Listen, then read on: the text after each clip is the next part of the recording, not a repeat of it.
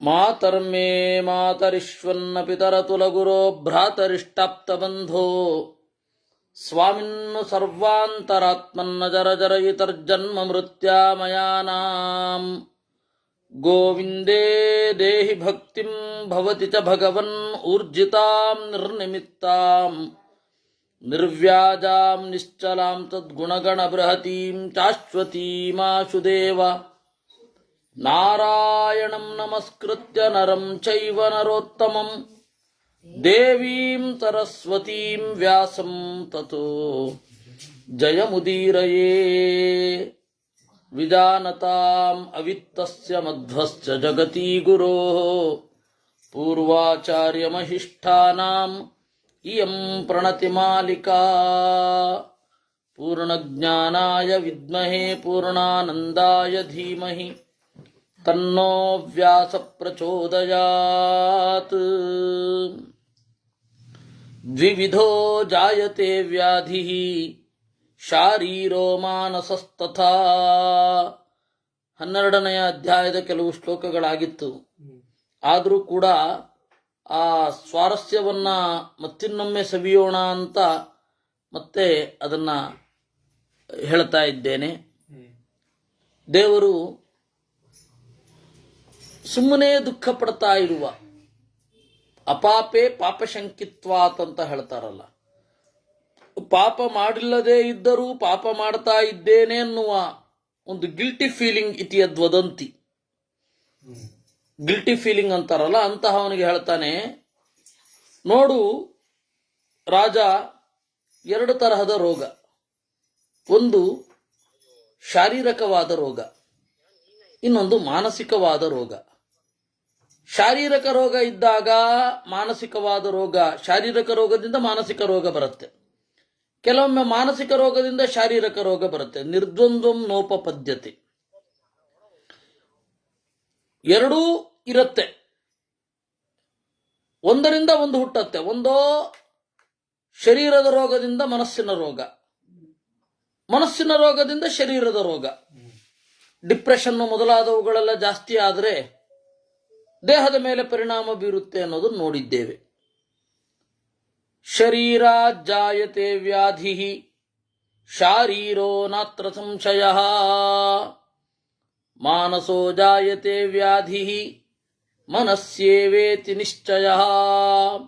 ಶರೀರದಿಂದ ಶರೀರದ ವ್ಯಾಧಿ ಹಾಗೂ ಆಗತ್ತೆ.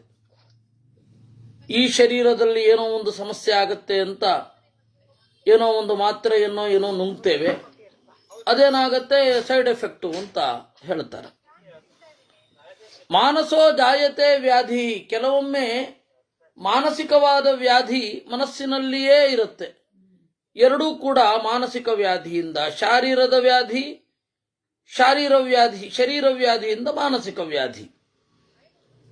ಇನ್ನು ಆರೋಗ್ಯವಂತ ಅಂದ್ರೆ ಯಾರು? ಇದಕ್ಕೆ ಆಯುರ್ವೇದದ ಒಂದು ಲಕ್ಷಣ ಉಂಟು. ಆಯುರ್ವೇದದ ಲಕ್ಷಣ ಒಂದೇನಿದೆ ಅಂದ್ರೆ ಸಮದೋಷ, ಸಮಾಗ್ನಿಶ್ಚ, ಸಮಧಾತು ಮಲಕ್ರಿಯ, ಪ್ರಸನ್ನಾತ್ಮೇಂದ್ರಿಯಮನಾಹ ಸ್ವಸ್ಥ ಇತ್ಯಭಿಧೀಯತೆ ಅಂತ ಹೇಳಿ ಆಯುರ್ವೇದದ ಮಾತು. ಚರಕದಲ್ಲಿ ಬರುವಂತಹದ್ದು. ಸ್ವಸ್ಥ ಅಂದ್ರೆ ಯಾರು? ಸಮದೋಷ, ಅವನಿಗೆ ಈ ಸಾಮಾನ್ಯ ಸಂವೇದನೆಗಳು, ಕೈ ಬಿಸಿಗಿಟ್ರೆ ಸುಡಬೇಕು, ಸುಡದೆ ಹೋದ್ರೆ ಏನೋ ಪ್ರಾಬ್ಲಮ್ಮು, ಒಂದು ಸ್ವಲ್ಪ ಜಾಸ್ತಿ ಸೂಕ್ಷ್ಮತೆ ಇದ್ರೂ ಪ್ರಾಬ್ಲಮ್ಮು, ತೀರಾ ಒರಟುತನ ಇದ್ರೂ ಪ್ರಾಬ್ಲಮ್ಮು. ತೀರಾ ಒರಟುತನವೂ ಇರಬಾರದು, ತೀರಾ ಮಾರ್ಧವವೂ ಇರಬಾರದು. ಅದರಿಂದಾಗಿ ಸಮದೋಷ. ಸಮಾಗ್ನಿಶ್ಚ, ತಿಂದಾಗ ತುಂಬಬೇಕು, ತಿನ್ನದಿದ್ದಾಗ ತುಂಬಿರಬಾರದು. ಇದು ಸಮದೋಷ. ಸಮಾಗ್ನಿಶ್ಚ. ಸಮಧಾತು ಮಲಕ್ರಿಯ, ವಾತಪಿತ್ತ ಕಫ ಸಮಾನವಾದ ಅಂಶದಲ್ಲಿ ದೇಹದಲ್ಲಿ ಕೆಲಸ ಮಾಡಬೇಕು. ಪ್ರಸನ್ನ ಆತ್ಮೇಂದ್ರಿಯ ಮನಃ, ದೇಹ ಮನಸ್ಸು ಇದು ಪ್ರಸನ್ನವಾಗಿ ಇರಬೇಕು. ಇಂದ್ರಿಯ ಅವನನ್ನು ಸ್ವಸ್ಥ ಅಂತ, ಅವನಿಗೆ ಎಲ್ಲವೂ ಸರಿ ಆಯ್ತಾ. ಇನ್ನು ಕೃಷ್ಣ ಹೇಳುವ ಲಕ್ಷಣ ನೋಡಿ, ಶೀತೋಷ್ಣೆ ಚೈವ ವಾಯುಶ್ಚ ಗುಣ ರಾಜನ್ ಶರೀರಜಾಹ.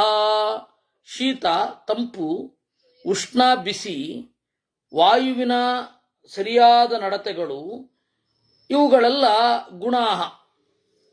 ಶೀತ ಉಷ್ಣ ವಾಯು ಈ ಶರೀರದ ಒಳಗಡೆ ಇರುವ ಗುಣಗಳು ಸಮವಾಗಿ ಇದ್ರೆ ಅದನ್ನ ಸ್ವಸ್ಥ ಅಂತ ಕರೀತಾರೆ. ಅಂದ್ರೆ ಶೀತ ವಿಪರೀತ ಆಯಿತು ಅಂತಂದ್ರೂ ಏನು ಮಾಡ್ಲಿಕ್ಕಾಗಲ್ಲ, ಹಾಗಂತ ಹೇಳಿ ಉಷ್ಣ ವಿಪರೀತ ಆಯಿತು ಅಂದ್ರೂ ಏನು ಮಾಡ್ಲಿಕ್ಕಾಗಲ್ಲ. ಇನ್ನು ವಾಯು ಸಮವಾಗಿ ಸಂಚಾರ ಮಾಡಲಿಲ್ಲ ಅಂತಂದ್ರೆ ನಿಮಗೆ ಗೊತ್ತೇ ಇದೆ, ಲಕ್ವಾ ಇತಿ ವದಂತಿ. ಇವಾಗ ಲಕ್ವಾ ಅಂದ್ರೆ ಗೊತ್ತಾಗಲ್ಲ, ಸ್ಟ್ರೋಕ್ ಅನ್ಬೇಕು. ಇದು ವಾಯು ಇದೆಲ್ಲ ಸಮವಾಗಿ ಇದ್ರೆ ಇವನು ಸ್ವಸ್ಥ ಅಂತ ಕರೀತಾರೆ. ಉಷ್ಣೇನ ಬಾಧ್ಯತೆ ಶೀತಂ ಶೀತೇನೋಷ್ಣಂಚ ಬಾಧ್ಯತೆ ಸತ್ವಂ ರಜಸ್ತಮಸ್ಸೇತಿ ತ್ರಯಸ್ವಾತ್ಮಗುಣಾ ಸ್ಮೃತಾ ತೇಷಾಂ ಗುಣಾನಾಂ ಸಾಮ್ಯಂ ಚೇತ್ ತದಾಹು ಸ್ವಸ್ಥ ಲಕ್ಷಣಂ. ಇದು ಶರೀರದ ಸ್ವಾಸ್ಥ್ಯ ಆಯಿತು. ಇನ್ನು ಮಾನಸಿಕ ಸ್ವಾಸ್ಥ್ಯ ಅಂದ್ರೆ ಏನು? ಮಾನಸಿಕ ಸ್ವಾಸ್ಥ್ಯ ಅಂತಂದ್ರೆ ಸತ್ವಗುಣ, ರಜೋಗುಣ, ತಮೋಗುಣ ಈ ಎರಡು ಮನಸ್ಸಿನ ಗುಣಗಳು. ಮನಸ್ಸು ವಿಪರೀತ ಸತ್ವಕ್ಕೆ ಒಳಗಾಯಿತು ಅಂತ ಹೇಳಿದರೆ, ಮನಸ್ಸು ವಿಪರೀತ ಸತ್ವಕ್ಕೆ ಒಳಗಾಯಿತು ಅಂತ ಹೇಳಿದ್ರೆ ಅದು ದೇಹ ಉಳಿಯೋದಿಲ್ಲ. ಮನಸ್ಸು ವಿಪರೀತ ಸತ್ವಕ್ಕೊಳಗಾಗಬಾರದು. ಭಾರತೀಯರ ತರಹ ಪೆಟ್ಟು ತಿಂತಾನೇ ಇರ್ತೀವಿ, ಬ್ರಾಹ್ಮಣರ ತರಹ ಎಷ್ಟು ಜಿನೋಸೈಡ್ ಆಯಿತು, ಎಷ್ಟು ಜಿನೋಸೈಡ್ ಆಯಿತು ಅನ್ನೋದೇ ನಮ್ಗೆ ಗೊತ್ತಾಗಿಲ್ಲ. ಇದು ಸತ್ವಗುಣದ ಅತಿರೇಕದ ಪ್ರಾಬ್ಲಮ್. ಇನ್ನು ರಜೋಗುಣವೂ ಕೂಡ ಮಿತಿ ಮೀರಬಾರದು. ಕೊಳ್ಳುಬಾಕತನ, ಕನ್ಸ್ಯೂಮರಿಸಮ್ ಹೊಟ್ಟೋಗುತ್ತೆ. ಅದು ಕನ್ಸ್ಯೂಮರಿಸಮ್ ಈ ತರ ವಿಪರೀತ. ಇನ್ನು ತಮೋಗುಣ ಅಂದ್ರೆ ತೀರಾ ಅಜ್ಞಾನ, ಯಾರು ಏನ್ ಮಾಡಿದ್ರು ಅಂತ ಗೊತ್ತಾಗಲ್ಲ. ಲುಲು ದ್ವೀಪದ ಉದಾಹರಣೆ ದೊಡ್ಡದದು. ಆದ್ದರಿಂದ ಮಾನಸಿಕವಾದ ಸಮಸ್ಯೆಗಳು ಇವು ಮೂರಿರ್ತವೆ.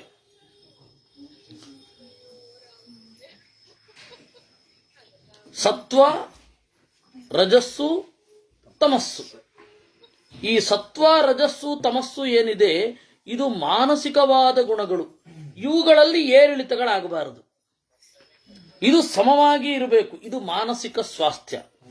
ಶರೀರದ ಸ್ವಾಸ್ಥ್ಯ ಏನು? ಶೀತ, ಉಷ್ಣ, ವಾಯು ಇವು ಸಮವಾಗಿ ಇರಬೇಕು. ಇದು ಶರೀರ ಸ್ವಸ್ಥವಾಗಿದೆ ಅಂತ. ಸತ್ವಗುಣ, ರಜೋಗುಣ, ತಮೋಗುಣ ಈ ಭಾವನಾ ಸಾಮ್ಯ ಇತ್ತು ಅಂತಂದ್ರೆ ಮನಸ್ಸು ಸ್ವಸ್ಥವಾಗಿದೆ ಅಂತ ಅರ್ಥ. ತೇಷಾಂ ಅನ್ಯತಮೋತ್ಸೇಕೆ ವಿಧಾನಂ ಉಪದಿಶ್ಯತೆ. ಇವುಗಳು ಬ್ಯಾಲೆನ್ಸ್ ಆಗಿರಬೇಕು ಅಂತಂದ್ರೆ ಒಂದು ಸಂಗತಿಯನ್ನ ಹೇಳ್ತೇನೆ. ಪ್ರಕೃತಿಯೇ ಒಂದು ಒಡ ಕೊಟ್ಬಿಟ್ಟಿದೆ. ಪ್ರಕೃತಿಯೇ ಇದನ್ನ ಬ್ಯಾಲೆನ್ಸ್ ಮಾಡಲಿಕ್ಕೆ ನಮ್ಮ ಒಳಗಡೆಯೇ ಇದನ್ನು ಹುದುಗಿಸಿದೆ. ಏನು? ಹರ್ಷೇಣ ಬಾಧ್ಯತೆ ಶೋಕಃ ಹರ್ಷ ಶೋಕೇನ ಬಾಧ್ಯತೆ. ದುಃಖ ವಿಪರೀತ ಆಗಬಾರದು ಅಂತ ಹೇಳಿ ಹರ್ಷವನ್ನು ಕೊಡುತ್ತೆ. ವಿಪರೀತ ದುಃಖ ಆಗಿ ಎದೆ ಒಡೆದೋಗ್ಬಿಟ್ರೆ ಅದಕ್ಕೆ ಇದನ್ನ ಹರ್ಷೇಣ ಬಾಧ್ಯತೆ ಶೋಕಃ ಹರ್ಷ ಶೋಕೇನ ಬಾಧ್ಯತೆ. ವಿಪರೀತ ಹರ್ಷ ಆದರೂ ಕೂಡ ಕಷ್ಟ, ಎದೆ ನಿಂತೋಗ್ಬಿಡುತ್ತೆ. ಅದಕ್ಕೆ ಶೋಕ. ದೇವರು ಹೀಗೆ ಕೊಟ್ಟಿರೋದೇ ಹೀಗೆ. ಇದಕ್ಕೆ ಒಂದು ಉದಾಹರಣೆ ಕೊಡ್ಲಾ ಅಂತಾನೆ ಕೃಷ್ಣ. ಏನು? ಕಶ್ಚಿತ್ ದುಃಖೇ ವರ್ತಮಾನ ಸುಖಸ್ಯ ಸ್ಮರ್ತುಮಿಚ್ಛತಿ. ಉತ್ಕಟವಾದ ದುಃಖದಲ್ಲಿ ಇದ್ದಾಗ ನಾನು ಸುಖದಲ್ಲಿ ಹೇಗಿದ್ದೆ ಗೊತ್ತಾ, ನನ್ನ ವೈಭವ ಹೇಗಿತ್ತು ಗೊತ್ತಾ ಅಂತ ಒಬ್ಬ ಅನ್ಕೊಳ್ಳಿಕ್ ಶುರು ಮಾಡ್ತಾನೆ. ಅದು ದೇವರೇ ಕೊಟ್ಟಿರೋದು. ಯಾಕೆ ಅಂದ್ರೆ ಅವನು ಸುಖದ ದಿನಗಳನ್ನು ನೆನಪಿಸಿಕೊಳ್ಳದೆ ಹೋದ್ರೆ ಅವನಿಗೆ heart arrest guarantee. Heart attack ಅಲ್ಲ ರೀ, ಹಾರ್ಟ್ ಅರೆಸ್ಟ್ ಆಗೋಗುತ್ತೆ ವಿಪರೀತ ಉತ್ಕಟವಾದ ದುಃಖದಲ್ಲಿ. ಕಶ್ಚಿತ್ ಸುಖೇ ವರ್ತಮಾನ ದುಃಖಸ್ಯ ಸ್ಮರ್ತುಮಿಚ್ಛತಿ. ಸುಖದಲ್ಲಿ ಇದ್ದಾನೆ ಒಬ್ಬ, ಅವನು ನಾನು ಇಲ್ಲಿ ಬಂದಾಗ ಎಷ್ಟು ಕಷ್ಟಪಟ್ಟೆ ಗೊತ್ತಾ ಅಂತ ಶುರು ಮಾಡ್ತಾನೆ. ಸುಖದಲ್ಲಿದಿ ಮಾರಾಯ, ನೀನು ಸುಖದಲ್ಲಿರು ಅಂತ ಹೇಳಲಿಕ್ಕಾಗಲ್ಲ. ನಾವು ಕೊಯಮತ್ತೂರಿನ ಒಬ್ಬ ದೊಡ್ಡ ಬಿಸ್ನೆಸ್ ಮ್ಯಾನ್ ಅಂತ ಹೇಳಿದ್ರೆ ಬಹಳ ದೊಡ್ಡ ಪೈಪ್ ಲೈನು, ಇಡೀ ತಮಿಳುನಾಡಿಗೆ ಸರಬರಾಜು ಮಾಡುವಷ್ಟು ಪೈಪ್ ಕಾರ್ಖಾನೆ. ಅವ್ರು ಇವಾಗಿದಾರೋ ಇಲ್ಲೋ ಗೊತ್ತಿಲ್ಲ. ನಾವು ಭಂಡಾರಕೆರೆ ಸ್ವಾಮಿಗಳ ಜೊತೆ 3-4 ಸರ್ತಿ, ಪೇಜಾವರ ಸ್ವಾಮಿಗಳ ಜೊತೆ 3-4 ಸರ್ತಿ ಹೋಗಿದ್ದೀವಿ. ಪ್ರತಿ ಸರ್ತಿ ಹೋದಾಗಲೂ ಕೂಡ ಈ ಕಥೆ ಕೇಳಿಯೇ ಇದ್ದೇನೆ. ಏನು ಮೂಳು ಬರ್ನಾಗ ನಾನು ಇಲ್ಲಿ ಬಂದಾಗ ನನಗೆ ಕೂಡ್ಲಿಕ್ಕೆ ಜಾಗ ಇರಲಿಲ್ಲ, ನಿಂತುಕೊಂಡಿದ್ದೆ ಅನ್ನೋದ್ರಿಂದ ಶುರು ಮಾಡ್ತಾ ಇದ್ರು. ನನಗೆ ಅವಾಗ ಯಾಕೆ ಅಂತ ಅರ್ಥ ಆಗಿರಲಿಲ್ಲ. ಆಮೇಲೆ ಮಹಾಭಾರತ ಓದಿದ ಮೇಲೆ ಅರ್ಥ ಆಯಿತು, ನಾನು ಈಗ ಶ್ರೀಮಂತನಾದೆ ಅನ್ನೋ ಹರ್ಷವನ್ನು ಅವರು ತಾಳ್ಕೊಳ್ಳದೆ ಇದ್ರೆ ಅದಕ್ಕೆ ಕಡೆಗೆ ದೇವರೇನು ಮಾಡ್ತಾನೆ, ದುಃಖದ ನೆನಪಿರಲಿ, ದುಃಖದ ನೆನಪಿನಿಂದ ಅದು ಕಂಟ್ರೋಲ್ ಆಗತ್ತೆ. ಹಾಗೆ ದುಃಖದಲ್ಲಿದ್ದಾನೆ, ಅವನು ಹಳೆಯ ಸುಖವನ್ನ ನೆನಪಿಸಿಕೊಳ್ಳಲಿ ಅಂತ. ಹೀಗೆ ಹರ್ಷದಿಂದ ಶೋಕ, ಶೋಕದಿಂದ ಹರ್ಷ. ಈಗ ನಿನ್ನ ಪಾಯಿಂಟ್ಗೆ ಬರೋಣ. ಇದು ಥಿಯರಿ ಆಯ್ತು. ನಿನ್ನ ಲೈಫಿನಲ್ಲಿ ನೀನು ಯಾರು ಈಗ? ಸುಖಿಯೋ ದುಃಖಿಯೋ ಅಂತ ಧರ್ಮರಾಜನಿಗೆ ಕೇಳ್ತಾನೆ. ನೋಡಿ ಎಷ್ಟು ಹೇಗೆ ಎಲ್ಲ ಹೇಳಿ, ಅದರಿಂದಾಗಿ ಇದಕ್ಕಿಂತ ಮಿಗಿಲಾದ ಪಾತ್ರ ಚಿತ್ರಣ ವೇದವ್ಯಾಸರು ನಮಗೆ ಕೊಟ್ಟಿದ್ದಾರೆ. ಇದಕ್ಕೆ ಇಷ್ಟು ಚೆನ್ನಾಗಿ ನಾವು ಅನಲೈಸ್ ಮಾಡ್ಲಿಕ್ಕೆ ಆಗೋದೇ ಇಲ್ಲ.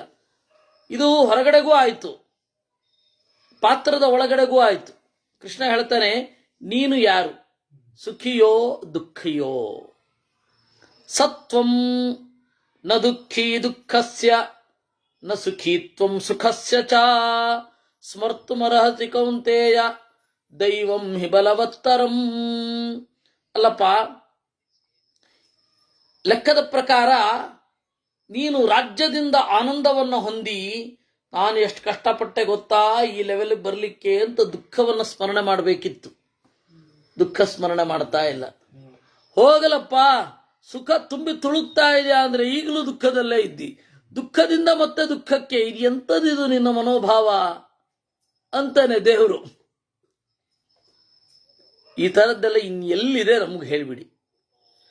ಈ ತರಹದ ವಾಗ್ವೈಖರಿ ಏನಿದೆ, ಯಾವ ಗ್ರಂಥದಲ್ಲಿದೆ ಅಂತ ನಮಗೆ ಹೇಳಿಬಿಡಿ. ನಾವು ಸಂತೋಷದಿಂದ ಅದನ್ನು ಓದ್ತೇವೆ. ಭಾರತಸ್ಯ ರಸಾಸ್ವಾದೆ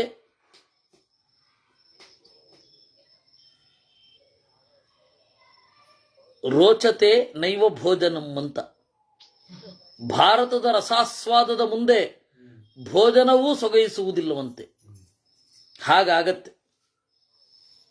ಅದಕ್ಕೆ ಪಂಚತಂತ್ರದಲ್ಲಿ ವಿಷ್ಣು ಶರ್ಮ ಹೇಳ್ತಾನೆ, ಜಗತ್ತಿನಲ್ಲಿ 3 ಸುಖ ಇರೋದು. ತಾಂಬೂಲಂಚ ರಸಾಸ್ವಾದೋ ಭಾರತಸ್ಯ. ಒಂದು ತಾಂಬೂಲ, ಅದು ಗೊತ್ತಿಲ್ಲ ನಮಗೆ ತಾಂಬೂಲದ ರಸಾಸ್ವಾದ ಹೇಗಿರುತ್ತೆ ಅಂತ. ಇನ್ನು ಭಾರತ, ಮಹಾಭಾರತ. ಇನ್ನೊಂದು ಮಿತ್ರರೊಟ್ಟಿಗೆ ಮಿತ್ರರ ಕೂಟ. ನಮಗೆ ದೇವರ ದಯದಿಂದ ಮಿತ್ರರ ಕೂಟದಲ್ಲಿ ಮಹಾಭಾರತ ಓದುವಂತಹ ಒಂದು ಭಾಗ್ಯ. ಆದ್ದರಿಂದ 2 ಸುಖ, ಉತ್ಕಟವಾದ ಜೀವನದ ಸುಖ 2 ಸಿಕ್ಕಿದೆ. ಇದು ಹೀಗೇ ಇರಬೇಕು ಹೋಗೋ ತನಕ ಅಂತನ್ನೋದು ಪ್ರಾಯ ಇಲ್ಲಿ ಕೇಳುವವರೆಲ್ಲರ ಬಯಕೆ.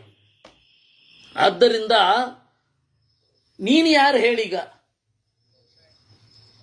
ದುಃಖದಲ್ಲಿದೆಯೋ ಸುಖದಲ್ಲಿದೆಯೋ? ಏನನ್ನಾದ್ರೂ ನೆನಪಿಸ್ಕೊಳಯ್ಯ. ಸ್ವಲ್ಪ ಹಿಂದೆ ಹೋಗು. ವರ್ತಮಾನ ಪತ್ರಿಕೆ ತುಂಬ ಭೂತದ್ದೇ ಸುದ್ದಿ. ಸ್ವಲ್ಪ ಹಿಂದೆ ಹೋಗೋ. ದೈವಂ ಹಿ ಬಲವತ್ತರಂ. ದೈವ ಅನ್ನೋದು ಎಂಥ ಬಲಿಷ್ಠ. ಅಥವಾ ತೇ ಸ್ವಭಾವೋಯಂ ಏನ ಪಾರ್ಥಾವಕೃಷ್ಯಸೆ. ಅಥವಾ ಕೆಲವರು ಸ್ವಭಾವ ಸುಖ ಭಾರೀ ಕಷ್ಟ, ಕೊರಗುತ್ತಾನೇ ಇರ್ತಾರೇನೋ ಒಂದು ಅವರು. ಇಲ್ಲಪ್ಪ ನನ್ನ ಹತ್ರ ಇಲ್ಲ ಅಂತ ಕೊರಗ್ತಾ ಇರ್ತಾರೆ. ದೊಡ್ಡ ದೊಡ್ಡ ವಿದ್ವಾಂಸರು, ನಾನು ಹೇಳ್ತಾ ಇರೋದು ದೊಡ್ಡ ದೊಡ್ಡ ವಿದ್ವಾಂಸರು. ದೃಷ್ಟ್ವಾ ಸಭಾಗತಾಂ ಕೃಷ್ಣಾಂ ಏಕವಸ್ತ್ರಾಂ ರಜಸ್ವಲಾಂ ಮಿಷತಾಂ ಪಾಂಡವೇಯಾನಾಂ ನ ತತ್ ಸಂಸ್ಮರ್ತುಮರ್ಹಸಿ. ದೃಷ್ಟ್ವಾ ಸಭಾಗತಾಂ ಕೃಷ್ಣಾಂ, ನಿನ್ನ ಹೆಂಡತಿ ದ್ರೌಪದಿ, ಅವಳನ್ನ ಸಭೆಗೆ ಎಳ್ಕೊಂಡು ಬಂದ್ರು. ಅವತ್ತು ಅವಳು ಏಕವಸ್ತ್ರದಲ್ಲಿ ಇದ್ಲು. ಎಲ್ಲರೂ ನೀವು ನೋಡ್ತಾ ಇದ್ರಿ. ಅವತ್ತು ನಿನಗೇನು ದುಃಖ ಆಗಿಲ್ವಾ? ಆ ದುಃಖವನ್ನು ನೆನಪಿಸಿಕೋ, ಇವತ್ತು ಸುಖ ಆಗತ್ತೆ. ಆ ಪರಿಸ್ಥಿತಿ ಸದ್ಯ ಈಗಿಲ್ವಲ್ಲ ಅಂತ ಅನ್ಸುತ್ತೆ, ಅನ್ನಿಸ್ಬೇಕು ಲೆಕ್ಕದ ಪ್ರಕಾರ. ಪ್ರೌರಾಜನಂಚ ನಗರಾತ್ ಅಜಿನೈಶ್ಚ ವಿವಾತನಂ ಮಹಾರಣ್ಯ ನಿವಾತಂಚ ನ ತಸ್ಯ ಸ್ಮರ್ತುಮರ್ಹಸಿ. ಇನ್ನು ನಗರದಿಂದ ಅವಮಾನಕರವಾಗಿ ಹೋಗಬೇಕಾಯ್ತು. ಸುತ್ತಮುತ್ತಲೂ ಕೂಡ ಅವನು ನಿಮ್ಮ ಸುತ್ತ ಕುಣಿತಾ ಇದ್ದ ದುಶ್ಯಾಸನ, ಗೌಹು ಗೌಹು ಗೌಹು ಅಂತ. ನೆನಪಿಸ್ಕೊಳ್ಬೇಕು ಅದನ್ನ.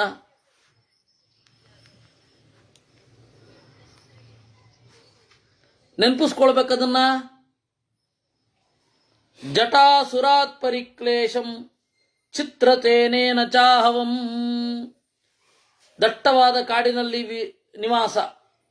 ಹೋಗಲಿ, ಜಟಾಸುರ ಅಂತ ಬ್ರಾಹ್ಮಣನ ವೇಷ ಧರಿಸಿ ಬಂದಿದ್ದ ಅವನು. ನೀವೆಲ್ಲ ನಂಬಿದಿರಿ.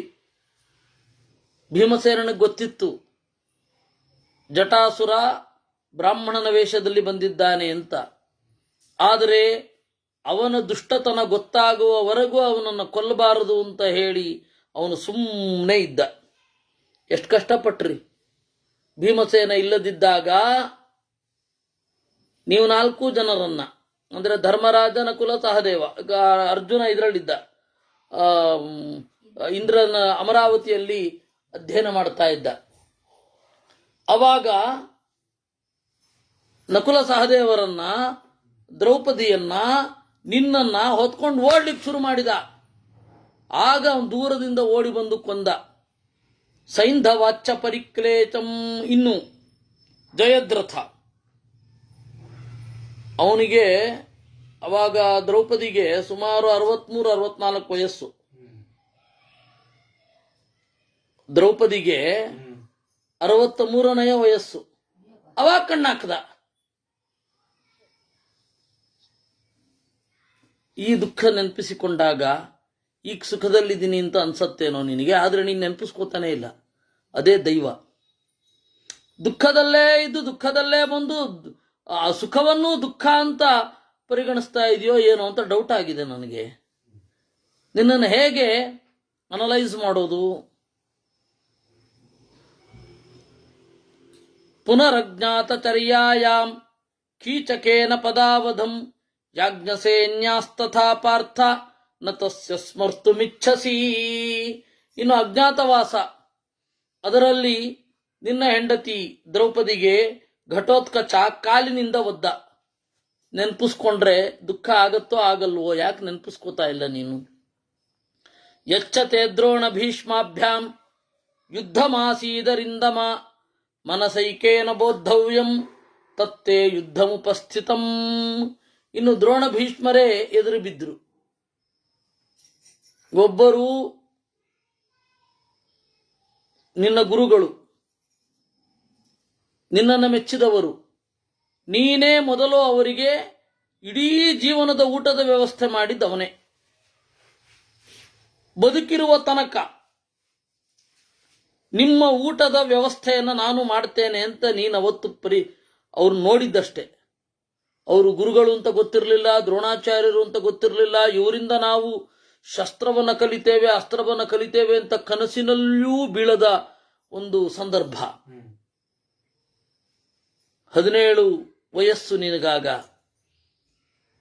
17ನೇ ವಯಸ್ಸಿನಲ್ಲಿ ನೀನು ಪ್ರತಿಜ್ಞೆ ಮಾಡಿದೆ, ನಿಮಗೆ ಬದುಕಿರುವವರೆಗೆ ಊಟಕ್ಕೆ ಹಾಕ್ತೇನೆ, ನಿಮ್ಮ ಇಡೀ ಕುಟುಂಬಕ್ಕೆ ಅಂತ ನೀನು. ಅವರು ಇವತ್ತು ಎದುರು ನಿಂತಿದ್ದಾರೆ ಗುರುಗಳು. ಏನಾಗಬೇಡ, ದುಃಖ ಆಗೋದು ಬೇಡವಾ? ಇನ್ನು ಭೀಷ್ಮಾಚಾರ್ಯರು ಅವರು 800 ವರ್ಷ ಕಲಿತವರಂತೆ, 525 ವರ್ಷ ಕಲಿತವರವರು. ಅವರು ಒಳ್ಳೆ ಪ್ರಜ್ಞಾವಂತರು. ಅವರು ನಿನ್ನನ್ನು ಹೊಗಳಿದ್ರು, ನಿನ್ನನ್ನು ಮೆಚ್ಚಿಕೊಂಡ್ರು. ಆದರೆ ಅವರಿಬ್ಬರು ನಿನ್ನ ಎದುರುಗಡೆ ನಿಂತರು, ದುಃಖ ಆಗಲಿಲ್ವಾ? ಒಳ್ಳೆಯದನ್ನ ಬೆಂಬಲಿಸಬೇಕಿರುವ ಸಜ್ಜನರು ಒಬ್ಬ ಸಜ್ಜನನ ವಿರುದ್ಧನೇ ಹೋರಾಟಕ್ಕೆ ನಿಂತರು. ಧರ್ಮ ಇದು ಅಂತ ಗೊತ್ತಾಗ್ತಾ ಇದೆ ನಮಗೆ ಒಂದು ಗ್ರಂಥದಿಂದ. ಆ ಗ್ರಂಥದಲ್ಲಿ ಅಪಾರವಾದ ಪರಿಣತಿ ಇರುವವರು ನಿಮ್ಮೆದುರು ನಿಂತರಲ್ಲ, ಅವಾಗೇನು ಅನ್ನಿಸ್ಲೇ ಇಲ್ವಾ ನಿನಗೆ? ಅದನ್ನ ನೆನಪಿಸ್ಕೊಂಡ್ರೆ ದುಃಖ ಆಗಲ್ವಾ? ತಸ್ಮಾದಭ್ಯುಪಗಂತವ್ಯಂ ಯುದ್ಧಾಯ ಭರತರಜಭಾ. ನಿಮಗೊಂದು ಸಂಗತಿ ಹೇಳ್ಬಿಡುತ್ತೇನೆ. ಕರಪಾತ್ರಿ ಸ್ವಾಮಿಗಳು RSS ವಿರುದ್ಧ ಕೇಸ್ ಹಾಕಿದವರು. ಇವತ್ತಿಗೂ ಪುರಿ ಶಂಕರಾಚಾರ್ಯರು ಆ ಪೀಠಕ್ಕೆ ಬರುವವರೆಲ್ಲ RSS ಮತ್ತೆ ಬಿಜೆಪಿಯ ವಿರುದ್ಧ ನಿಂತವರು. ಏನ್ ಮಾಡ್ತೀರಾ ಹೇಳಿ? ಹೋಗ್ಲಿ, ಬಿಜೆಪಿ ರೂಪುಗೊಂಡದ್ದು ಹೇಗೆ ಗೊತ್ತಾ? ದೀನ್ ದಯಾಳ್ ಶರ್ಮರ ಅದ್ವೈತಮಯವಾದ ಚಿಂತನೆಯಿಂದ ಬಿಜೆಪಿ ರೂಪುಗೊಂಡಿದ್ದು. ಯಾವ ಅದ್ವೈತಮಯವಾದ ಚಿಂತನೆಯಿಂದ ಬಿಜೆಪಿ ರೂಪುಗೊಂಡಿತೋ ಅದಕ್ಕೆ ಅದ್ವೈತಾಚಾರ್ಯರೇ ಎದುರು ನಿಂತರು. ನೀವು ಹಳೆ ಕೇಸ್ ತೆಗೆದರೆ ಕರಪಾತ್ರಿ ಸ್ವಾಮಿಗಳು RSS ಮೇಲೆ ಸಾಂವಿಧಾನಿಕವಾಗಿ ಕೋರ್ಟಲ್ಲಿ ಕೇಸ್ ಹಾಕಿರೋದು ಕಾಣುತ್ತೆ, ನಿಮಗೆ ನೋಡಬಹುದು.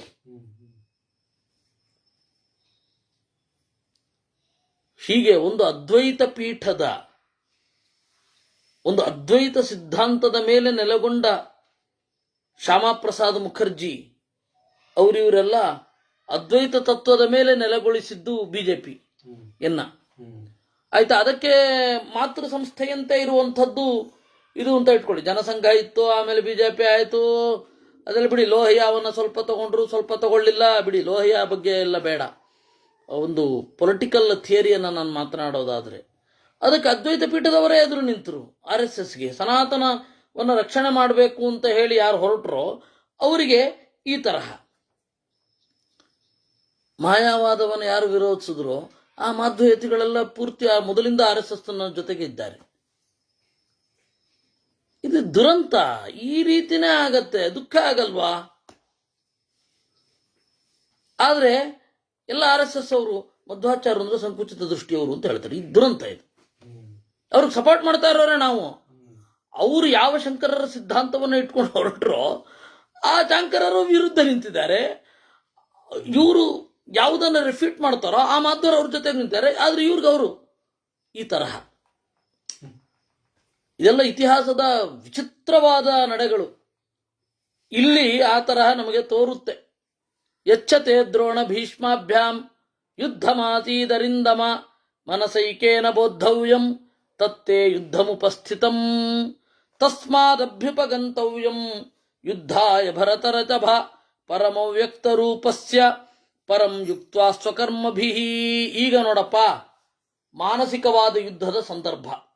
ದೈಹಿಕವಾದ ಯುದ್ಧ ಮುಗಿದೋಗಿದೆ. Physical war is over.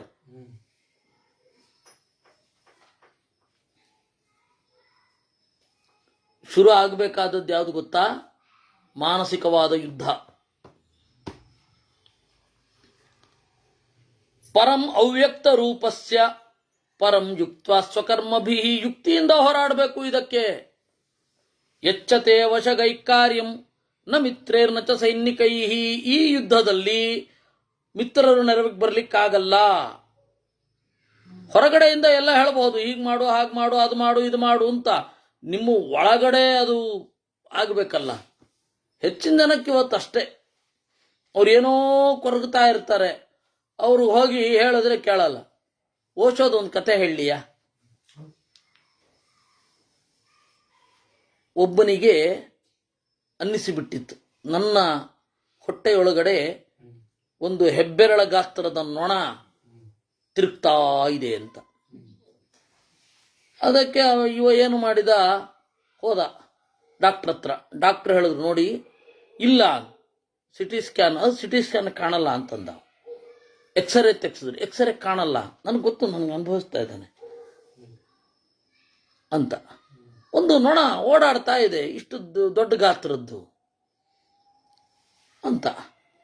ಆಮೇಲೆ ಅವನೇನು ಮಾಡಿದ, ಡಾಕ್ಟ್ರು ಇವನಿಗೆ ಏನಾರು ಮಾಡೋ ಸೈಕೋಥೆರಪಿ ಆದ್ರೂ ಮಾಡಬೇಕು. ಮಲ್ಕೊಳ್ಳಿ, ಬಾಯಿ ತೆಗಿರಿ, ನಿದ್ರೆ ಮಾಡಿ.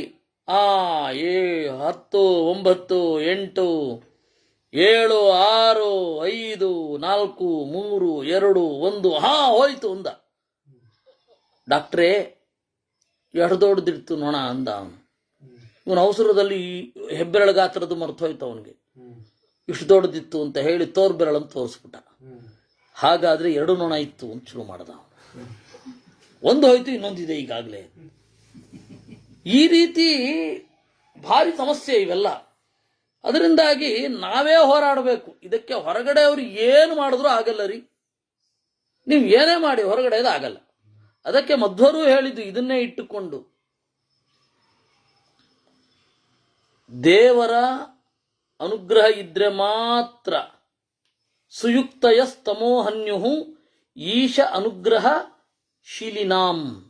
ಅನುವ್ಯಾಖ್ಯಾನ: ದೇವರ ಅನುಗ್ರಹ ಇತ್ತು ಅಂತಂದ್ರೆ ಈ ಒಳ್ಳೆಯ ಯುಕ್ತಿ ನಿಮ್ಮ ಒಳಗಡೆ ಇರುವ ಕತ್ತಲನ್ನು ಪರಿಹಾರ ಮಾಡುತ್ತಿಲ್ಲ ಅಂತಂದ್ರೆ ಅದ್ರ ಪಾಡಿಗೆ ಅದಿರ್ಲಿ ಯುಕ್ತಿ ಎಲ್ಲ ಸರಿ, ಆದರೂ ನನಗೆ ಡೌಟ್ ಇದೆ ಅಂತಾನೆ. ನೀವು ಹೇಳ್ತಾ ಇರೋದೆಲ್ಲ ಸರಿ, logically you are perfect, and it is up to our experience also, though I am not convinced what to do ಅಂತಾನವನು. ಎಸ್, ಲಾಜಿಕಲಿ ಕರೆಕ್ಟ್, ಎಲ್ಲ ಕರೆಕ್ಟ್, ಎಲ್ಲ ಕರೆಕ್ಟ್, ಎಲ್ಲ ಕರೆಕ್ಟ್, ಆದ್ರೂ ನಂಗೆ ಇದನ್ನು ಒಪ್ಕೊಳ್ಳಿಕ್ಕಾಗಲ್ಲ. ಏನು ಮಾಡೋದು, ಏನು ಮಾಡೋದು ಹೇಳಿ? ಅದಕ್ಕೆ ಸುಯುಕ್ತಯಸ್ತಮೋಹನ್ಯು ಈಶಾನುಗ್ರಹ ಶೀಲಿನಾಂ. ಒಳ್ಳೆಯ ಯುಕ್ತಿಗಳು ಕತ್ತಲನ್ನು ಕತ್ತರಿಸುತ್ತವೆ, ದೇವರ ಅನುಗ್ರಹ ಆದರೆ, ಇಲ್ಲ ಅಂದ್ರಿಲ್ಲ. ಯಚ್ಚತೆ ವಶಗೈಕಾರ್ಯಂ ಆತ್ಮನೈಕೇನ ಕರ್ತವ್ಯಂ ತತ್ತೇ ಯುದ್ಧಮುಪಸ್ಥಿತಂ. ನಿನ್ನ ಒಳಗಿನ ಗೊಂದಲಗಳಿಗೆ ನೀನೇ ತಯಾರಾಗಬೇಕು. ಯಾರೋ ಒಬ್ರು ಅಸಿಸ್ಟ್ ಮಾಡ್ತಾರೆ, ಅದರಿಂದಾಗಿ ಮಾನಸಿಕ ವೈದ್ಯರಿಗೆ ಹುಚ್ಚಿಡಬಾರದು ಅಂತುಂಟೇನು? ಮಾನಸಿಕ ವೈದ್ಯರಿಗೆ ಆದರೂ ವಿಶೇಷತಃ ವಿದೇಶಿ ಮಾನಸಿಕ ವೈದ್ಯರೇ ಹೆಚ್ಚು ಆತ್ಮಹತ್ಯೆ ಮಾಡಿಕೊಂಡಿರೋದು ಡಿಪ್ರೆಷನ್ನಿಂದ. ವಿದೇಶಿ ಮಾನಸಿಕ ವೈದ್ಯರು, ನೀವು ಬೇಕಾದ್ರೆ ಗೂಗಲ್ ಅಮ್ಮನನ್ನ ಕೇಳಿ, ಹೇಳ್ತಾಳವಳು. ಯೇ ತಾಂ ಬುದ್ಧಿಂ ವಿನಿಶ್ಚಿತ್ಯ ಭೂತಾನಾಂ ಆಗತಿಂ ಗತಿಂ ಪಿತೃಪೈತಾಮಹೇ ವೃತ್ತೇ ಶಾಧಿರಾಜ್ಯಂ ಯಥೋಚಿತಂ. ಇದನ್ನ ತೀರ್ಮಾನ ಮಾಡು. ಪಿತೃಪೈತಾಮಹೇ ವೃತ್ತೇ, ತಂದೆ ತಾತಂದಿರ ನಡೆಯಲ್ಲಿ ನಿಂತು ರಾಜ್ಯವನ್ನು ಪಾಲಿಸು ಅಂತನ್ನುವಲ್ಲಿಗೆ 12ನೇ ಅಧ್ಯಾಯ. ನಬಾಹ್ಯಂ ದ್ರವ್ಯಮುತ್ಸೃಜ್ಯ ಸಿದ್ಧಿರ್ಭವತಿ ಭಾರತ, ಶಾರೀರಂ ದ್ರವ್ಯಮುತ್ಸೃಜ್ಯ ಸಿದ್ಧಿರ್ಭವತಿ ವಾನವಾ. ನೋಡು, ನಬಾಹ್ಯಂ ದ್ರವ್ಯಮುತ್ಸೃಜ್ಯ, ಹೊರಗಡೆಯ ದ್ರವ್ಯವನ್ನ ಬಿಟ್ಟರೆ ಒಳಗಡೆಯ ಸಿದ್ಧಿಯೂ ಆಗುವುದಿಲ್ಲ. ಅವಧೂತತ್ವ ಅಂತನ್ನೋದು ಕೆಲವರಿಗೆ ಹೇಳಿದ್ದು, ಎಲ್ರಿಗೂ ಅಲ್ಲ. ಹೊರಗಡೆಯ ವಸ್ತುವನ್ನ ಇಟ್ಟುಕೊಳ್ಳದೆ ಹೊರಗಡೆಯ ದ್ರವ್ಯವನ್ನ ಬಿಟ್ಟು ಸಿದ್ಧಿ ಆಗ್ಲಿಕ್ಕೆ ಸಾಧ್ಯವಿಲ್ಲ. ಹಾಗಂತ ಹೇಳೋದು ಧರ್ಮದ ಮೂಲಕ ಬರಬೇಕು, ಅದು ಸಿದ್ಧಿ ಆಗ್ಲಿಕ್ಕೆ ಸಾಧ್ಯ ಇಲ್ಲ ಅಂತ ಅಧರ್ಮದಿಂದಲೂ ಅದನ್ನು ತೆಗೆದುಕೊಳ್ಳಿಕ್ಕಾಗಲ್ಲ. ಶಾರೀರಂ ದ್ರವ್ಯಮುತ್ಸೃಜ್ಯ, ಈ ಶರೀರವೆಂಬ ದ್ರವ್ಯ ಸಂಪತ್ತನ್ನ ಬಿಟ್ಟ ಮೇಲೆ ಸಿದ್ಧಿ ಆಗತ್ತೋ ಆಗಲ್ವೋ. ಅದರಿಂದಾಗಿ ಹೊರಗಡೆಯ ದ್ರವ್ಯ ಬೇಕೇ ಬೇಕು. ಬಾಹ್ಯ ದ್ರವ್ಯ ವಿಮುಕ್ತಸ್ಯ ಶಾರೀರೇಷು ಚ ಗೃಧ್ಯತಃ ಯೋ ಧರ್ಮೋ ಯತ್ಸುಖಂ ಚೈವ ದ್ವಿಷತಾಮಸ್ತು ತತ್ತವಾಂ. ಬಾಹ್ಯದ್ರವ್ಯ ವಿಮುಕ್ತಸ್ಯ, ಹೊರಗಡೆಯ ದ್ರವ್ಯ ಇಲ್ಲ, ಆದರೆ ಶರೀರದ ಮೇಲೆ ವಿಪರೀತ ಆಸೆ ಇದೆ. ಧರ್ಮ ಮಾಡಲಿಕ್ಕಾಗತ್ತಾ? ಸುಖ ಸಿಗತ್ತಾ? ಈ ಹೊರಗಡೆಯ ದ್ರವ್ಯವಿಲ್ಲದ ಶರೀರ ಮಾತ್ರ ಉಳಿದುಕೊಂಡ್ರೆ, ಹೊರಗಡೆ ದ್ರವ್ಯ ಇಲ್ಲ, ಶರೀರ ಮಾತ್ರ ಉಳಿಯುತ್ತೆ, ಇಲ್ಲಿ ಏನು ಸುಖ ಆಗತ್ತೆ ಅದು ನಿನ್ನ ಶತ್ರುಗಳಿಗಿರಲಿ. ಇದೊಂದು ತಮಾಷೆ. ಒಬ್ಬ ಕವಿ ರಾಜನನ್ನು ಹರಿಸಿದ್ನಂತೆ. ಕಂಡೂಯನೇನ ಯಾ ತುಷ್ಟಿ ಅನಂತರಂಚ ಯದ್ದುಃಖಂ ತದಸ್ತು ತವ ಶತ್ರುಷು ಅಂತ. ಕೆರೆದುಕೊಂಡಾಗ ಏನು ಸುಖ ಆಗತ್ತಲ್ಲ ಅದು ನಿನಗಿರಲಿ, ಕೆರೆದುಕೊಂಡ ಮೇಲೆ ಏನು ದುಃಖ ಆಗತ್ತಲ್ಲ ಅದು ನಿನ್ನ ಶತ್ರುಗಳಿಗಿರಲಿ ಅಂತ. ಹಾಗೆ ಇದು ಯೋ ಧರ್ಮೋ ಯತ್ಸುಖಂ ಚೈವ ದ್ವಿಷತಾಮಸ್ತು ತತ್ತವ ದ್ವಕ್ಷರಸ್ತು ಭವೇನ್ ಮೃತ್ಯು ತ್ರ್ಯಕ್ಷರಂ ಬ್ರಹ್ಮ ಶಾಶ್ವತಂ ಮಮೇತಿ ದ್ವಕ್ಷರೋ ಮೃತ್ಯು ನ ಮಮೇತಿ ಚ ಶಾಶ್ವತಂ.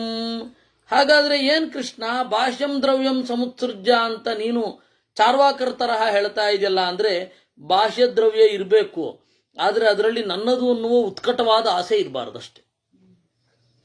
ಮಮೇತಿ ದ್ವಕ್ಷರಂ ಮೃತ್ಯು, 2 ಅಕ್ಷರ ಮೃತ್ಯು, 3 ಅಕ್ಷರ ಅಮೃತ.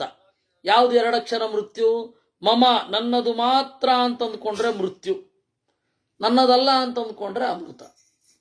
ನಿರ್ಲಿಪ್ತನಾಗಿರೋದು ಕಲಿಬೇಕಪ್ಪ. ಜನ್ಮ ಮೃತ್ಯು ತಥೋ ರಾಜನ್ ಆತ್ಮನ್ಯೇವ ವ್ಯವಸ್ಥಿತೌ ಅದೃಶ್ಯಮಾನೌ ಭೂತಾನಿ ಯೋಧಯೇತಾಮ ಸಂಶಯಂ. ಹುಟ್ಟು ಸಾವು ಅಂತನ್ನುವ 2 ನಿನ್ನ ಒಳಗಡೆಯೇ ಉಂಟು, ಕಾಣುವುದಿಲ್ಲ, ನಿನಗೆ ಮಾತ್ರ ಅಲ್ಲ ಎಲ್ಲರಿಗೂ. ಅವಿನಾಶೋಸ್ಯ ತತ್ವಸ್ಯ ನಿಯತೋ ಯದಿ ಭಾರತ ಸತ್ವಾ ಶರೀರಂ ಭೂತಾನಾಂ ಅಹಿಂಸಾ ಪ್ರತಿಪದ್ಯತೆ. ಈ ತತ್ವ ಯಾವತ್ತಿಗೂ ನಾಶ ಹೊಂದೋದಿಲ್ಲ. ಆಯ್ತಾ? ಹಾಗಾದ್ರೆ ಶರೀರವನ್ನ ಯಾಕೆ ಕೊಲ್ಲೋದು? ಶರೀರದಿಂದ ಆತ್ಮನನ್ನ ಬೇರ್ಪಡಿಸೋದು ಯಾಕೆ? ಅವನು ಹೆಚ್ಚು ಬೇರೆಯವ್ರಿಗೆ ತೊಂದರೆ ಮಾಡಬಾರದು, ಧರ್ಮಕ್ಕೆ ತೊಂದರೆ ಮಾಡಬಾರದು ಅಂತ. ಲಬ್ಧ್ವಾಪಿ ಪೃಥಿವೀಂ ತರವಾಂ ಸಹಸ್ಥಾವರ ಜಂಗಮಾಂ ಮಮತ್ವಂ ಯಸ್ಯ ನೈವ ಸ್ಯಾತ್ ಕಿಂ ತಯಾ ಸಕರಿಷ್ಯತಿ. ಇನ್ನು ಇಡೀ ಭೂಮಿಯನ್ನ ಸಿಕ್ಕರೂ ಕೂಡ ನನ್ನದು ಮಾತ್ರ ಇದು ಅಂತ ಹೇಳಿ ಯಾರಿಗೆ ಬರೋದಿಲ್ಲ ಅವನು ಎಲ್ಲವನ್ನ ಗೆಲ್ತಾನೆ. ನನ್ನದು ಮಾತ್ರ ಅಂತ ಯಾರಿಗೆ ಬುದ್ಧಿ ಬರುತ್ತೆ ಅವನು ಎಲ್ಲ ಕಡೆ ಸೋಲ್ತಾನೆ. ಅಥವಾ ವಸತ ಪಾರ್ಥ ವನೇ ವನ್ಯೇನ ಜೀವತಃ ಮಮತಾ ಯಸ್ಯ ವಿತ್ತೇಷು ಮೃತ್ಯೋರಾಸ್ಯೇ ಸವರ್ತತೆ. ಕಾಡಿನಲ್ಲಿ ಕಾಡಿನ ಪದಾರ್ಥಗಳನ್ನು ಬಳಸಿಕೊಂಡು ಬದುಕ್ತಾ ಇರ್ತಾನೆ, ದುಡ್ಡು ಮಾತ್ರ ಆಸೆ ಇರುತ್ತೆ ದುಡ್ಡಿನಲ್ಲಿ. ಅದ್ಯಾವ ಕರ್ಮಕ್ಕೆ? ಬಾಹ್ಯಂತರಾಣಾಂ ಶತ್ರುಣಾಂ ಸ್ವಭಾವಂ ಪಶ್ಯ ಭಾರತ ಯೋನು ಪಶ್ಯತಿ ತದ್ಭೂತಂ ಮುಚ್ಚತೆ ಸಮಹಾಭಯಾತ್. ಬಾಹ್ಯಂತರಾಣಾಂ ಶತ್ರುಣಾಂ, ಒಳಗಡೆಯ ಹೊರಗಡೆಯ ಶತ್ರುಗಳ ಸ್ವಭಾವದ ಬಗ್ಗೆ ತಿಳಿ. ಯಾರು ತಿಳಿಯುತ್ತಾನೆ ಅವನು ಬಿಡುಗಡೆಯನ್ನು ಹೊಂದುತ್ತಾನೆ. ಕಾಮಾತ್ಮಾನಂ ನ ಪ್ರಶಂಸಂತಿ ಸರ್ವೇ. ಕಾಮ ಬೇಕು ಅಂತಂದ್ರೆ ಯಾರು ಹೊಗಳುವುದಿಲ್ಲ. ನಚಾ ಕಾಮಾತ್ ಕಾಚಿದಸ್ತಿ ಪ್ರವೃತ್ತಿ. ಕಾಮವಿಲ್ಲದೆ ಪ್ರವೃತ್ತಿ ಇಲ್ಲ. ನೀವು ಏನನ್ನು ಬಯಸಬಾರದು ಅಂತ ನಾನು ಕಾಮಿಸುವುದು. ಈಗ ನೀನು ಏನನ್ನು ಎಕ್ಸ್ಪೆಕ್ಟ್ ಮಾಡಬಾರದು, ನನ್ನಿಂದ ಏನು ಎಕ್ಸ್ಪೆಕ್ಟ್ ಮಾಡಬಾರದು, ಆದರೆ ನಾನು ನಿನ್ನಿಂದ ಬಹಳ ಎಕ್ಸ್ಪೆಕ್ಟ್ ಮಾಡಬಹುದು. ಇದು ಈ ವಿರೋಧ. ಈಗ ನಾವು ಹೆಣ್ಣು ಮಕ್ಕಳಿಗೆ ಕಲಿಸಿದ್ದನ್ನ ಹೆಣ್ಣು ಮಕ್ಕಳು ಎಷ್ಟು ಎಕ್ಸ್ಪೆಕ್ಟ್ ಮಾಡ್ತಾರೆ, ಆಯ್ತಾ, ನನ್ನಿಂದ ಏನು ಎಕ್ಸ್ಪೆಕ್ಟ್ ಮಾಡಬೇಡಿ ಅಂತಾರೆ ಅವರು. ಇದು ಸಮಾಜದಲ್ಲಿ ಇವಾಗ ತೋರಿ ಬರ್ತಾ ಇರುವ ನಡವಳಿಕೆ. ನನ್ನಿಂದ ಏನು ಎಕ್ಸ್ಪೆಕ್ಟ್ ಮಾಡಬಾರದು ನೀನು. ಆದರೆ ನಿನ್ನಿಂದ ನಾನೆಲ್ಲ ಎಕ್ಸ್ಪೆಕ್ಟ್ ಮಾಡಬೇಕು. You should be mister perfect, but me. ಇದು ಅದೇ ಬಟ್ ಅಂದ್ರೆ ಅದೇ ಇದು ಇವತ್ತಿರುವ ಮೆಂಟಾಲಿಟಿ. ಕಾಮಾತ್ಮಾನಂ ನ ಪ್ರಶಂಸಂತೆ ಸರ್ವೇ. ಆದರೆ ಸಮಾಜದಲ್ಲಿ ನನಗಿಷ್ಟು ಬಯಕೆ ಇದೆ, ಇಷ್ಟು ಬಯಕೆ ಇದೆ ಅಂತಂದ್ರೆ ಅವನನ್ನ ಎಲ್ಲರೂ ಖುಷಿ ಇದು ಮಾಡೋದಿಲ್ಲ, ಪ್ರಶಂಸೆ ಮಾಡೋದಿಲ್ಲ. ಆದರೆ ನಚಾ ಕಾಮಾತ್ ಕಾಚಿದಸ್ತಿ ಪ್ರವೃತ್ತಿ. ಕಾಮ ಇಲ್ಲದೆ ಯಾರ ಪ್ರವೃತ್ತಿಯೂ ಇಲ್ಲ. ದಾನ, ವೇದಾಧ್ಯಯನ, ತಪಸ್ಸು ಇವುಗಳೆಲ್ಲ ಮಾಡಬೇಕು ಅಂತನ್ನೋದು ನಮ್ಮ ಒಳಗಿನ ಕಾಮವೇ. ಕಾಮ ಅಂದ್ರೆ ಬಯಕೆ ಅಂತ. ಒಳಗಡೆಯ ಬಯಕೆ. ದಾನ ಮಾಡಬೇಕು, ಅಧ್ಯಯನ ಮಾಡಬೇಕು, ತಪಸ್ಸು ಮಾಡಬೇಕು. ವ್ರತಂ ಯಜ್ಞಾನ್ ನಿಯಮಾನ್ ಧ್ಯಾನ ಯೋಗಾನ್ ಕಾಮೇನ ಯೋನಾರಭತೆ ವಿದಿತ್ವ ಯದವ್ಯಯಂ ಕಾಮಯತೆ ತಧರ್ಮಃ ಯೋಯಂ ಧರ್ಮೋ ನಿಯಮಸ್ತಸ್ಯ ಮೂಲಂ. ವ್ರತಂ ಯಜ್ಞಾನ್ ನಿಯಮಾನ್ ಧ್ಯಾನ ಯೋಗಾನ್. ವ್ರತ, ಯಜ್ಞ, ನಿಯಮ, ಧ್ಯಾನ ಇವುಗಳನ್ನ ಕಾಮದಿಂದ ಆರಂಭಿಸಬಾರದು. ಯದವ್ಯಯಂ ಕಾಮಯತೆ ಸ ಧರ್ಮ. ಹಾಗಾದ್ರೆ ಕಾಮ ಎಲ್ಲಿ ಒಳ್ಳೆಯದು? ಅವ್ಯಯಂ ಕಾಮಯತೆ, ನಿತ್ಯವಾದದ್ದನ್ನು ಬಯಸಬೇಕು. ಆಗ ಆ ಕಾಮಕ್ಕೆ ದೋಷ ಇಲ್ಲ. ಯೋಯಂ ಧರ್ಮೋ ನಿಯಮಸ್ತಸ್ಯ ಮೂಲಂ. ಈ ಬಯಕೆಗೆ ಒಂದು ನಿಯಮ ಇದೆಯಲ್ಲ, ಅದೇ ಧರ್ಮ. ಬಹಳ ಸೊಗಸಾದ ಧರ್ಮ ಅಂದ್ರೇನು? ಬಯಕೆಗೆ ಕಟ್ಟುಪಾಡು ಇದೆಯಲ್ಲ, ಅದೇ ಧರ್ಮ. ರಿಲಿಜನ್ ಅಲ್ಲ. ನೀನು ಇದನ್ನ ಬಯಸಬೇಕು, ಇದನ್ನ ಬಯಸಬಾರದು, ಇದನ್ನ ಹೀಗೆ ಬಯಸಬೇಕು, ಇದನ್ನ ಹೀಗೆ ಬಯಸಬಾರದು ಅನ್ನೋದೇ ಧರ್ಮ. ಇದೊಂದು ಬಹಳ ಸೊಗಸಾದ ನಿರ್ವಚನ. ಹೌದು. ಅತ್ರ ಗಾಥಾ ಕಾಮಗೀತಾ ತರ್ಕಯಂತಿ ಪುರಾವಿದ ಶೃಣು ಸಂಕೀರ್ತ್ಯಮಾನಾಸ್ತಾ ನಿಖಿಲೇನ ನರಾಧಿಪ. ಅತ್ರ ಗಾಥಾ ಕಾಮಗೀತಾ. ಇಲ್ಲಿ ಕಾಮದ ಹಾಡುಗಳನ್ನು ಕೇಳು. ಕಾಮಗೀತ ಅಂತ ಇದು ಬಹಳ ಪ್ರಸಿದ್ಧವಾದದ್ದು, ಸೊಗಸಾದದ್ದು, ಬಹಳ ಜನ ಗಮನಿಸದೇ ಇರೋದು.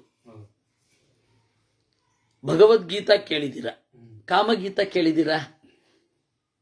ಕಾಮಗೀತ ಇದು ಏನು? ನಾಹಂ ಶಕ್ಯೋನುಪಾಯೇನ ಹಂತುಂ ಭೂತೇನ ಕೇನಚಿತ್ ಯೋ ಮಾಂ ಪ್ರಯತತೆ ಹಂತುಂ ಜ್ಞಾತ್ವಾ ಪ್ರಹರಣೇ ಬಲಂ ತಸ್ಯ ತಸ್ಮಿನ್ ಪ್ರಹರಣೇ ಪುನಃ ಪ್ರಾದುರ್ಭವಾಮ್ಯಹಂ. ನನ್ನನ್ನ ಉಪಾಯವಿಲ್ಲದೆ ಗೆಲ್ಲಲಾಗುವುದಿಲ್ಲ. ಉಪಾಯವಿಲ್ಲದೆ ಕಾಮವನ್ನ ಗೆಲ್ಲಲು ಬಯಸಿದರೆ ಆ ಕಾಮವನ್ನ ಗೆಲ್ಲಲು ಬಯಸುತ್ತೇನೆ ಅಂತ ಹೇಳಲ್ಲಿ ನಾನೇ ಇದ್ದೀನಿ. ಕಾಮ ಹೇಳೋದು ಕಾಮದ ಸ್ವಗತ.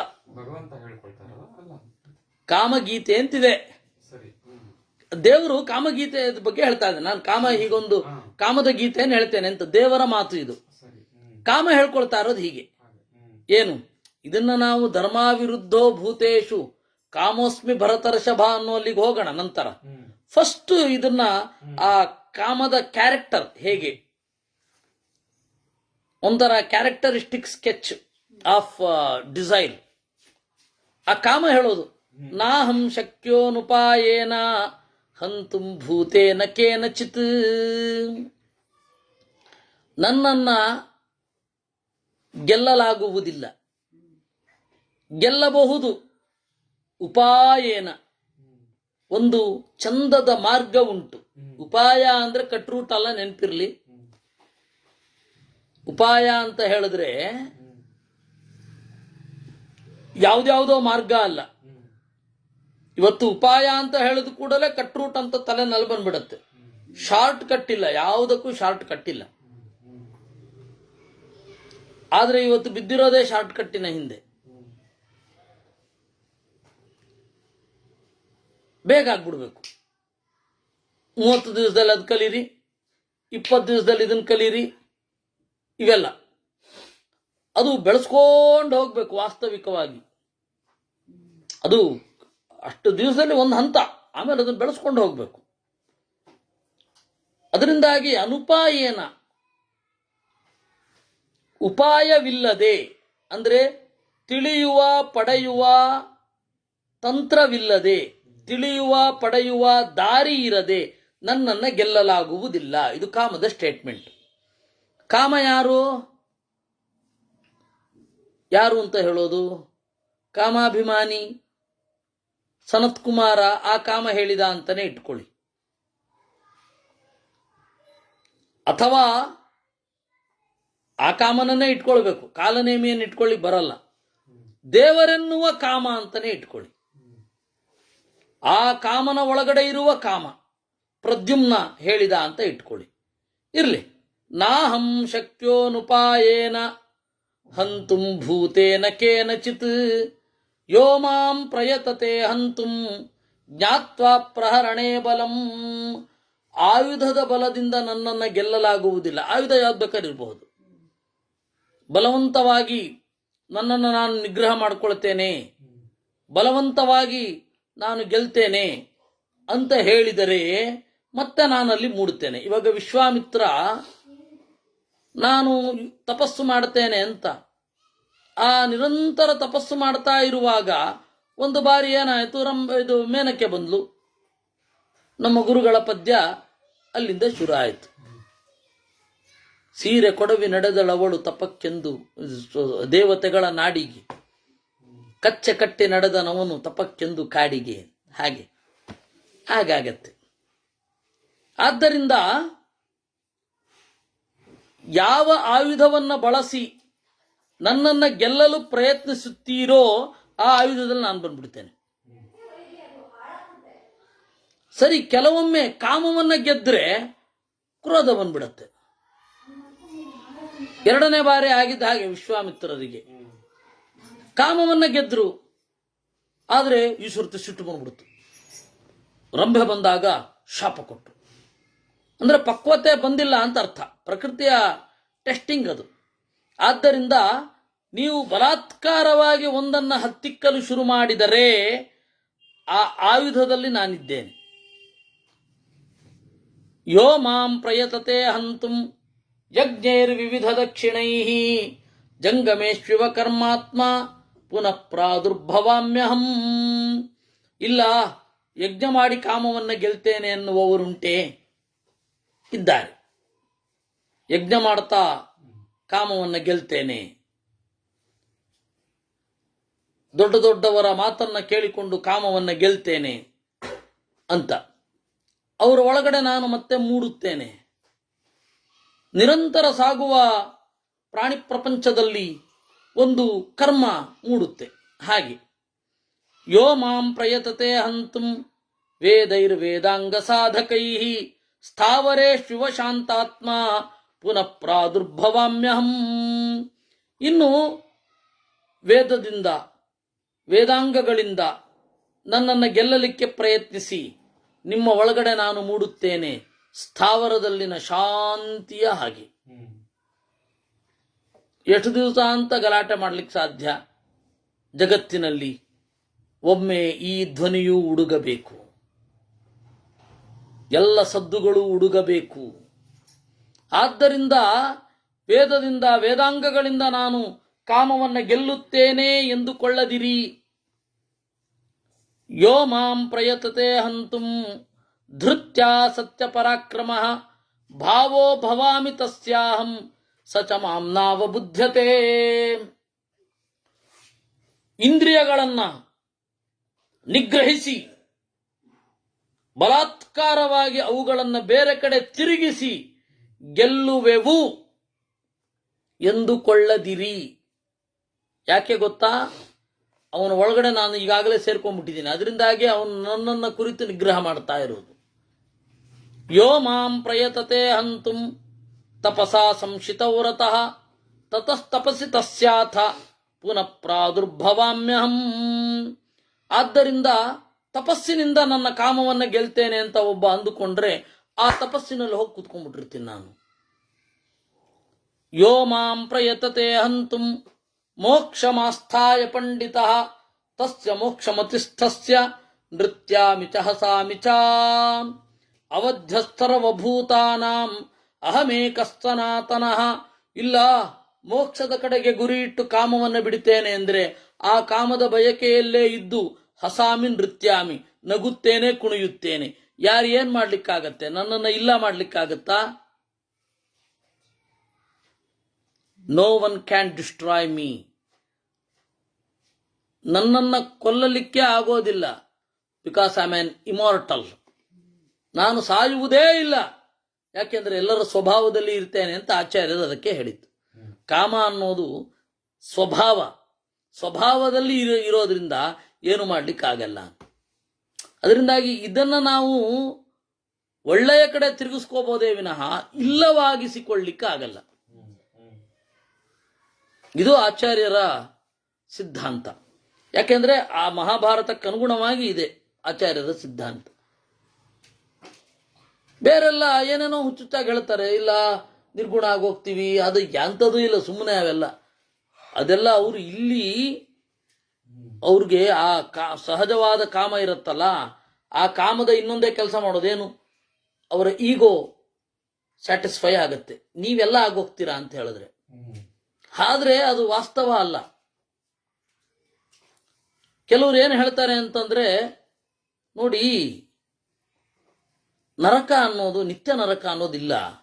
ಮತ್ತೆ ಅಂಧಂತಮ ಪ್ರವಿಶಂತಿ ಯೇ ಅವಿದ್ಯಾಮುಪಾಸತೆ ಅಸೂರ್ಯ ನಾಮತೆ ಲೋಕಾಹ ಅಂಧೇನ ತಮಸಾವೃತಾಹ ಅಂತೆಲ್ಲ ಇದೆಯಲ್ಲ. ನಿತ್ಯ ನರಕವನ್ನ ಹೇಳತ್ತೆ. ಇಲ್ಲ, ಅದು ನಿತ್ಯ ನರಕವನ್ನ ಹೇಳೋಲ್ಲ. ಅದು ಯಾರು ಕೆಟ್ಟ ಮಾರ್ಗದಲ್ಲಿ ಹೋಗ್ತಾರೋ ಅವ್ರಿಗೆ ನರಕ ಹೇಳತ್ತಷ್ಟೆ, ಅದು ನಿತ್ಯವಾಗಿರಲ್ಲ. ಹಾಗಾದ್ರೆ ನೀವು ಇತಿಹಾಸಕ್ಕೆ ವಿರುದ್ಧವಾಗಿ ಕಂಸ, ನರಕ, ಇವ್ರಿಗೆಲ್ಲರಿಗೂ ಯಾವುದೋ ಒಂದು ಕಾಲದಲ್ಲಿ ಮತ್ತೆ ನೀವು ಮೋಕ್ಷವನ್ನು ಹೇಳ್ತೀರಾ ಅಂತ ಕೇಳ್ಬೇಕು ಅವ್ರಿಗೆ.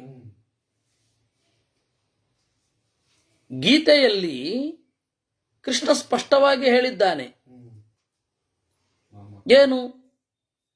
ಅವರನ್ನ ಕ್ಷಿಪಾಮಿ ಅಜಸ್ರಂ ಅಶುಭಾನ್ ಆಸುರಿ ಶ್ವೇವಯೋನಿತು ಅಂತ ಹೇಳಿದ್ದಾನೆ. ನೀವು ಯಾಕೆ ಅದನ್ನ ಅಲ್ಲಗೆಳಿತಾ ಇರೋದು? ನಿಮಗೆ ಒಳಗಡೆ ಇರುವ ಕಾಮದಿಂದಲೇ. ನಾನು ಕೆಳಗಡೆ ಬೀಳಬಾರದು, ಉಪಾಸನೆ ಮಾಡದೆಯೂ ಎತ್ತರಕ್ಕೆ ಏರಬೇಕು ಅಂತ ಹೇಳಿ ಮನಸ್ಸಿನ ಯಾವುದೋ ಮೂಲೆಯಲ್ಲಿ ನಿಮಗೆ ಅನ್ನುತ್ತಿರಬೇಕು. ಇಲ್ಲಾಂದ್ರೆ ಈ ತರ ಮಾಡಲ್ಲ ನೀವು. ಬೇರೆ ಇನ್ಯಾವ ದಾರಿ ಇದೆ?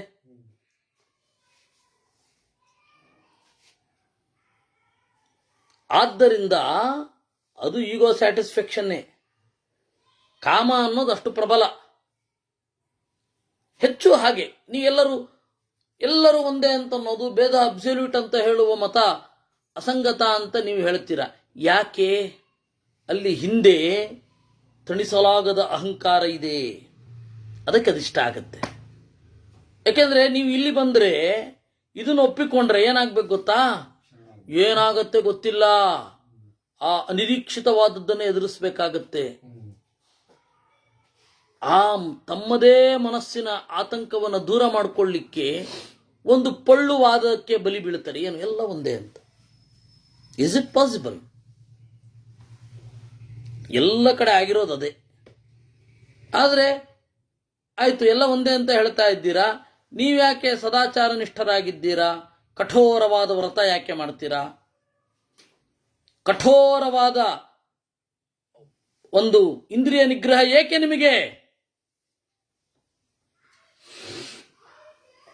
ಅಥವಾ ಇಂದ್ರಿಯ ನಿಗ್ರಹ ಏಕಿಲ್ಲ? ಎರಡೂ ಪ್ರಶ್ನೆಗಳಿಗೆ ನಾವು ಹೇಗೆ ಉತ್ತರಕ್ಕೆ ಹೋದ್ರೂ ಕೂಡ ಆ ಒಳಗಡೆ ಇರುವ ಕಾಮವೇ ಈ ತರಹದ ಮೋಕ್ಷವನ್ನ ಅದು ಇಷ್ಟಪಡುವಂತೆ ಮಾಡುತ್ತೆ. ಅಲ್ಲೇ ನೃತ್ಯಾಮಿಚ ಹಸಾಮಿಚ ತಸ್ಮಾತ್ ತ್ವಮಪಿ ತಂ ಕಾಮಂ ಯಜ್ಞೈರ್ವಿವಿಧ ದಕ್ಷಿಣೈ. ಆದ್ದರಿಂದ ಈ ಕಾಮವನ್ನ ಧರ್ಮದ ಕಡೆ ತಿರುಗಿಸು. ಯಜಸ್ವ ವಾಜಿಮೇಧೇನ ವಿಧಿವದ್ದಕ್ಷಿಣಾವತಾ ಅನ್ಯಶ್ಚ ವಿವಿಧೈರ್ಯಜ್ಞೈಃ ಸಮೃದ್ಧೈರಾಪ್ತದಕ್ಷಿಣೈಃ. ವಾಜಿಮೇಧೇನ ಯಜಸ್ವ, ಅಶ್ವಮೇಧದಿಂದ ಪೂಜಿಸು ದೇವರನ್ನ, ಧರ್ಮವನ್ನ ಮಾಡು, ನಿನ್ನ ಕಾಮ ಸಪ್ರೆಸ್ ಆಗಿದ್ದದ್ದು ಜೋರಾಗಿ ಅಭಿವ್ಯಕ್ತ ಆಗಲ್ಲ. ಮಾತೆ ವ್ಯಥಾ ಭೂನ್ ನಿಹತಾನ್ ಬಂಧೂನ್ ವೀಕ್ಷ ಪುನಃ ಪುನಃ. ನೋಡು, ಕಳೆದು ಹೋದ ಬಂಧುಗಳನ್ನ ನೆನಪಿಸಿಕೊಂಡು ಕೊರಗಬೇಡ, ಮತ್ತಿನ್ಯಾವತ್ತೂ ಅವ್ರು ನೀನು ನೋಡ್ಲಿಕ್ಕೆ ಸಿಗಲ್ಲ. ಸತ್ವಾಮಿಷ್ಟ್ವಾ ಮಹಾಯಜ್ಞೈ ಸಮೃದ್ಧೈರಾಪ್ತದಕ್ಷಿಣೈ ಲೋಕೆ ಕೀರ್ತಿಂ ಪರಾಂ ಪ್ರಾಪ್ಯ ಗತಿಮಗ್ರ್ಯಾಂ ಗಮಿಷ್ಯಸಿ. ಅದರಿಂದ ಒಳ್ಳೆ ಕೀರ್ತಿಯನ್ನ ಹೊಂದೋ ಕಡೆ ಗಮನ ಹರಿಸು ಅಂತ ಹೇಳಿದ ಕೃಷ್ಣ ಅನ್ನುವಲ್ಲಿಗೆ ಅಶ್ವಮೇಧಿಕ ಪರ್ವದಲ್ಲಿ 13ನೆಯ ಅಧ್ಯಾಯ. ಇನ್ನು ಮೇಲೆ ವ್ಯಾಸರು ಹೇಳ್ತಾರೆ. ವ್ಯಾಸರು ಮತ್ತೆ ನಾರದರು ಮತ್ತೆ ಕೃಷ್ಣರು ಎಲ್ಲ ನಿರೂಪಣೆ ಮಾಡಿ ಮುಂದುವರಿತಾರೆ. ಅದನ್ನು ನೋಡ್ತಾ ಇಲ್ಲಿಗೆ ತಾತ್ಪರ್ಯ ನಿರ್ಣಯಕ್ಕೆ ಬರೋಣ. ಅದು ಈ ಸೋಮವಾರದಿಂದ. ಕೃಷ್ಣಾರ್ಪಣಮಸ್ತು.